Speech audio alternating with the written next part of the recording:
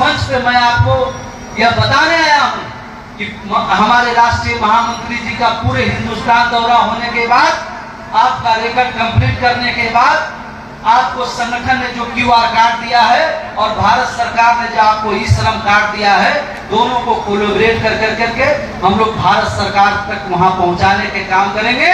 और जो मांग 23 मार्च 2021 को भारत सरकार ने स्वीकार किया है, वो आपके हाथों तक पहुंचाने का काम करेंगे।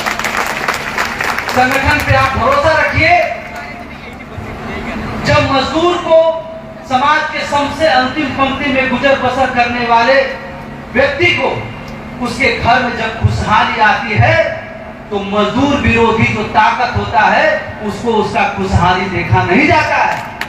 वो सोचता है कि जिस तरह से इसको गुलाम बना के मैं रखा हूं, सब दिन इसके जनरेशन को, इसके पीढ़ी दर पीढ़ी को, इनके बच्चों को भी गुलामी की जिंदगी की तरह जिलाने का काम करूंगा। मैं ऐसे लोगों को इस मंच के माध्यम से और आपके द्वारा सावधान करने का काम करता हूं। यह संगठन 1998 से अपने गरीब शोषित पीड़ित श्रमिकों की आवाज बुलंद करके भारत सरकार तक पहुंचा के उसके हक अधिकार को दिलाने का काम कर रही है। इस संगठन का जो जड़ है वो कई हजारों फुट नीचे तक है, जमीनी हकीकत है। अगर हमारे मजदूर को, हमारे संगठन के किसी लोगों को किसी भी प्रकार से, किसी प्रकार के जालसाजी करने का कोई व्यक्ति काम करेगा, तो इस मजदूर और हमारा संगठन को कभी माफ करने का काम नहीं करेगा। आप सभी लोग संगठित रहे।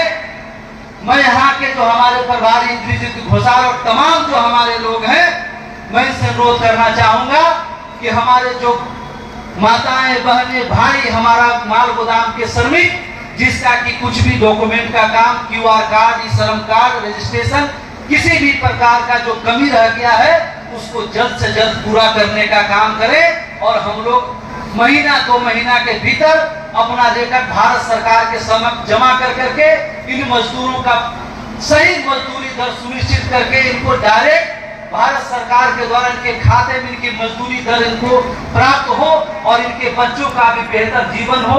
ये भी हिंदुस्तान में अपना सीना खड़ा करके देश के सामने ये कह सके कि मैं माल गोदाम में काम करने वाला कर्मचारी मजदूर हूं और हमारे खून पसीने की कमाई से भारतीय रेल चलने का काम होता है।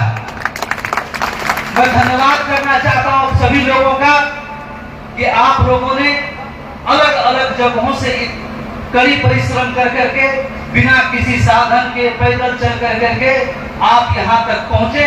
अपने हक अधिकार के लिए, अपनी बातों के लिए, आगे के कामों के लिए मैं आपका धन्यवाद करता हूं, आपका चरण वंदन करता हूं, अभिनंदन करता हूं। और मैं आपको भरोसा दिलाता हूं 1998 से आपका संगठन भारतीय रेलवे माल गोदाम ने जो आपको सपना दिखाया है, वो सपना अब पूरा करके आपको हाथों तक पहुंचाने का काम होगा। अपनी बात कर करके मैं विराम देता हूं, आपका अभिनंदन करता हूं। बहुत बहुत धन्यवाद। जय भारत, जय श्रमिक संघ।